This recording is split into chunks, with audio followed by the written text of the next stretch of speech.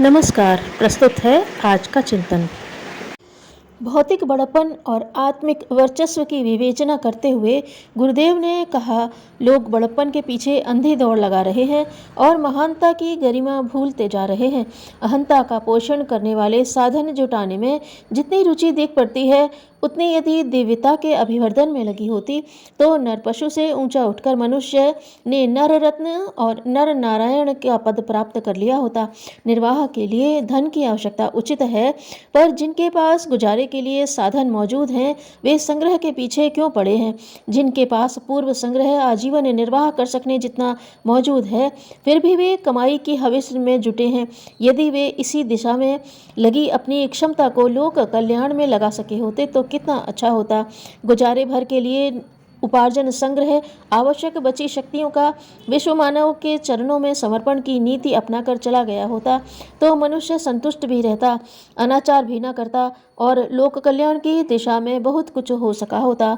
परिवार पालन एक बात है और परिवार तक ही सीमित हो जाना, उनके लिए नीति अनीति अपनाकर बैठे खाते रहने जैसी पूंजी जुटाने में लगे रहना दूसरी बात। परिवार को सुसंस्कृत और स्वावलंबी बनाना एक बात है और लाड़ दुलार में उनकी हर इच्छा पूरी करना दूसरी बात। माली की दृष्टि रखकर भगवान का बगीचा परिवार हम संभालें सजाएं, इतना ही बहुत है। इन्हीं चंद लोगों पर जीवन संपदा को केंद्रित और निछावर कर देना दूसरी बात है। परिवार के संबंध में हमारा दृष्टिकोण उलझा हुआ नहीं वरन सुलझा हुआ स्पष्ट होना चाहिए। ईश्वर व्यक्ति नहीं है जिसे कुछ खिला पिलाकर दे दिलाकर कह सुनकर प्रसन्न किया जा सके। विश्व मानव विश्व वसुधा को ही भगवान का साकार रूप माना जाए और ईश्वर अर्पण ईश्वर पूजन का व्यावहारिक स्वरूप लोक मंगल के लिए बढ़ चढ़कर अनुदान देने के रूप में प्रस्तुत किया जाए। अपने को अपने साधनों को ईश्वर को समझना, ईश्वरार्पण करना, इसका सीधा साधा अर्थ है अपने को समाज की अविच्छिन्न एक इकाई भर मानना और जो कुछ योग्यता तथा संपदा है उसे संसार को अधिक समुन्नत बनाने के लिए प्रत्यक्षतः समर्पण करना है। मन ही मन सब कुछ भगवान को समर्पण करना और व्यवहार में पूरे कृपण कंजूस बने रहना, यह ढोंग आत्मवादी को नहीं आत्म प्रवंचक को ही शोभा देता है।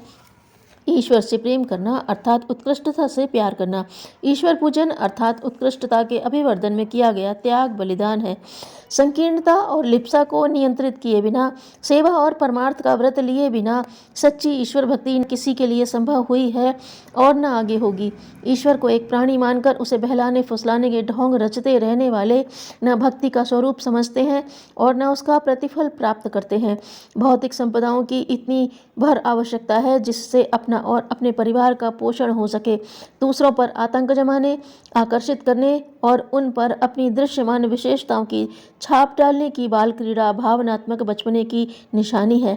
रूप, श्रृंगार, कौशल, वैभव, पद का प्रदर्शन करके केवल हे अहंता का ही पोषण होता है। आत्मकल्याण और ईश्वर प्राप्ति के लिए, देवत्व की महानता उपलब्ध करने के लिए अन्य मनस्क भाव से कुछ पूजा पत्री कर लेना पर्याप्त न होगा, वरन उनके लिए मनोयोग, वैभव और वर्चस्व का सर्वोत्तम अंश नियोजित करना पड़ेगा। बड़प्पन की आकांक्षी महानता प्राप्त नहीं कर सकते हैं। महानता के उपासकों को बड़प्पन की अभिलाषा को नियंत्रित में रख कर ही चलना होता है। हर दिन को नया जन्म समझें, उसका सदुपयोग करें। हम सच्चे अर्थों में आस्तिक बने। धन्यवाद।